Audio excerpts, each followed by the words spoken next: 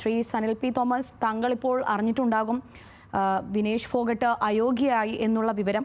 ഇന്നലത്തെയൊക്കെ മത്സരത്തിൽ നമ്മൾ കണ്ടതാണ്. അവിശ്വസനീയമായ രീതിയിൽ ഒരു മത്സരം കാഴ്ചവെച്ച വ്യക്തിയായിരുന്നു വിനേഷ് ഫോഗട്ട്. പക്ഷേ ഇന്ത്യക്ക് നിരാശ എന്നോണമാണ് ഈ ഭാരപരിശോധനയിൽ ഇപ്പോൾ അയോഗ്യയാക്കി മാറിയിരിക്കുന്നത്. താങ്കൾ എങ്ങനെയാണ് ഇതിനെ നോക്കിക്കാണുന്നത്? കായിക അധ്യാപകനല്ല, ആദ്യം പറയട്ടെ. ക്ഷമിക്കണം സർ, ക്ഷമിക്കണം. ഇത് തീർത്തും അപ്രതീക്ഷിതമാണ്. നമ്മൾ വളരെ സന്തോഷത്തോടുകൂടി ഇന്നലെ വിനേഷ് ഫോഗത്തിന്റെ ഓരോ മത്സരവും കണ്ട് ഓരോ റൗണ്ട് അവർ കടക്കുമ്പോഴത്തേക്ക് വളരെ പ്രതീക്ഷയോടെയാണ് കാത്തിരുന്നത്. ഒരു വലിയ വിജയം, ഇന്ത്യൻ വനിതകളുടെ വിജയമായിട്ടാണ് നമ്മൾ കണക്കാക്കിയത്. അതായത് ഇത് ഒരുപാട് എതിർപ്പുകളെ അതിജീവിച്ചാണ് വിനേഷ് എത്തിയത്. വിദേശത്ത് പരിശീലനത്തിന് പോകാൻ നേരത്ത് അവർ ഉദ്ദേശിച്ച സപ്പോർട്ട് സ്റ്റാഫിനെ കൊടുക്കാതെ വേറെ സ്വന്തം ഇവരുടെ ഫെഡറേഷൻ സപ്പോർട്ട് സ്റ്റാഫിനെ അവരനുവദിക്കുക, അതിനെതിരെ പരാതിപ്പെട്ട് തന്നെ ഡോപ്പിൽ പിടിക്കപ്പെടാനായിട്ടുള്ള സാധ്യത ഉണ്ടാക്കുകയാണെന്നൊക്കെ പറഞ്ഞ് പരാതി പറഞ്ഞ ആളാണ്. അതിനെല്ലാം അതിജീവിച്ചാണ് അവർ ഇത്രത്തോളം എത്തിയത്. അപ്പോൾ അവർക്ക് രണ്ട് നഷ്ടങ്ങൾ നേരത്തെ സംഭവിച്ചിരുന്നു. ഒന്ന് റിയോയിൽ 2016 അവിടെ ക്വാർട്ടർ തോറ്റ്, വീണ്ടും അന്ന് പരിക്കും കൂടെ ആയിട്ടാണ് വളരെ വേദനയോടുകൂടിയാണ് പിൻവാങ്ങുക. അതിനുശേഷം ടോക്കിയോ ഒളിമ്പിക്സിൽ അവിടെയും ക്വാർട്ടർ തോറ്റു. പക്ഷെ ഇതിന്റെ വ്യത്യാസം റിയോയിൽ 48 കിലോയിലും ടോക്കിയോയിൽ അവർ 53 കിലോയിലാണ് മത്സരിച്ചത്. അത് കഴിഞ്ഞ് അതിനിടയ്ക്ക് ഏഷ്യൻ ഗെയിംസിന് സ്വർണം നേടി, 2 കോമൺവെൽത്ത് ഗെയിംസ് സ്വർണം കിട്ടി, വേൾഡ് ചാമ്പ്യൻഷിപ്പിൽ 2 വെങ്കലമുണ്ട്. ഇതെല്ലാം കഴിഞ്ഞിട്ട് ഉജ്ജ്വലമായൊരു തിരിച്ചുവരവാണ് കാൽമുട്ടിലെ ശസ്ത്രക്രിയയ്ക്ക് ശേഷം ഇപ്പോൾ വന്നിരിക്കുന്നത്. അപ്പോൾ 53 കിലോ ഉപേക്ഷിച്ച് അവിടെ അമിത് പങ്കലിന് അവസരം കൊടുത്തുകൊണ്ട് 50 കിലോയിലാണ് വിനേഷ് ഫോഗട്ട് മത്സരിച്ചത്. ഇതിനകത്ത് ആകെയുള്ള സംശയം, ഇന്നലെയും എല്ലാ ദിവസവും ഭാരം നോക്കും. അപ്പൊ ഇന്നലെ ഭാരം നോക്കിയപ്പോൾ 50 കിലോ താഴെയായിരുന്നു. അപ്പൊ ഇന്നലെ 3 മത്സരങ്ങളും ജയിച്ച് ഫൈനലിൽ കടന്നു. സ്വാഭാവികമായിട്ടും അവർക്ക് വെള്ളി മെഡലിന് അർഹതയില്ല. ഇപ്പൊ ഫൈനലിനല്ല അവർ അയോഗ്യത ആകുന്നുള്ളൂ. എന്തുകൊണ്ടാണ് മുഴുവനായിട്ട് അയോഗ്യത ആക്കിയത് എന്നുള്ളതാണ് സംശയം. അതിനെതിരെ ഇന്ത്യൻ ഒളിമ്പിക് അസോസിയേഷനാണ് പരാതി കൊടുക്കേണ്ടത്, അല്ല റെസ്ലിംഗ് ഫെഡറേഷൻ അല്ല.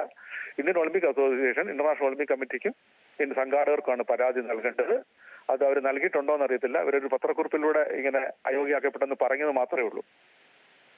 ശ്രീ സനിൽ പി തോമസ്, അതായത് ഇന്ത്യ അത്രമാത്രം പ്രതീക്ഷിച്ച ഒരു മെഡൽ തന്നെയായിരുന്നു ഈ വിനേഷ് ഫോഗട്ടിന്. ഒപ്പം ഈ ഗുസ്തി ഫെഡറേഷനോട് പോലും പല രീതിയിൽ വെല്ലുവിളിച്ച ഒരു താരം, അങ്ങനെയൊക്കെയുള്ള ചരിത്രം ഈ വിനേഷ് ഫോഗട്ടിനുണ്ട്. അപ്പോൾ ഇത് ഇന്ത്യയെ സംബന്ധിച്ച് ഏറെ നിരാശകരമായ ഒരു സംഭവം തന്നെയല്ലേ നടന്നിരിക്കുന്നത് ഇപ്പോൾ?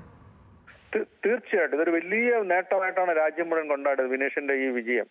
വിനേഷിന് വേണ്ടിയിട്ട് വാദിച്ചവര്, വിനേഷിന് വേണ്ടിയിട്ട് അറിയാലോ, വിനേഷിന് ഇല്ലാതെ പോയത് ഈ ഒളിമ്പിക് മെഡൽ മാത്രമേ ഉണ്ടായിരുന്നു. വിനേഷിനോടൊപ്പം സമരം ചെയ്ത 2 പേർക്ക് ഒളിമ്പിക് മെഡലുണ്ട്. സാക്ഷി മല്ലിക്കിന് വെങ്കലമുണ്ട്, ബജ്രംഗ് പൂനിയയ്ക്ക് വെങ്കലമുണ്ട്. ആദ്യം സമരത്തിലിരുന്ന രവികുമാർ ദാഹിക്ക് വെള്ളി മെഡലും ഉണ്ടായിരുന്നു. അപ്പൊ ബജ്രംഗ് പൂനിയയ്ക്കും രവികുമാർ ദാഹിക്കും ഇത്തവണ യോഗ്യത കിട്ടിയില്ല.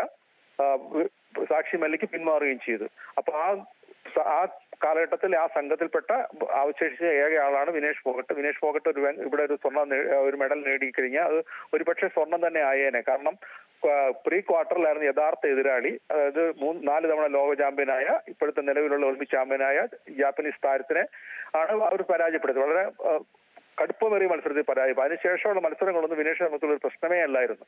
ഈ ഫോമിൽ വിനേഷ് തീർച്ചയായിട്ടും ഇന്ന് രാത്രി നടക്കേണ്ട ഫൈനലിൽ അമേരിക്കൻ താരത്തിനായിട്ട് വിജയം നേടുമെന്ന് തന്നെയാണ് പ്രതീക്ഷ. ഇനി അഥവാ അല്ലെങ്കിൽ തന്നെ വെള്ളി മെഡൽ ഉറപ്പായിരുന്നു. വെള്ളി മെഡൽ ആണെങ്കിൽ തന്നെ അതൊരു വലിയ നേട്ടമായേനെ. സ്വർണ്ണമായിരുന്നെങ്കിൽ ഒളിമ്പിക്സിൽ വ്യക്തിഗത ഇനത്തിൽ സ്വർണം നേടുന്ന ആദ്യം ഇന്ത്യൻ വനിതാ താരം ആയേനെ.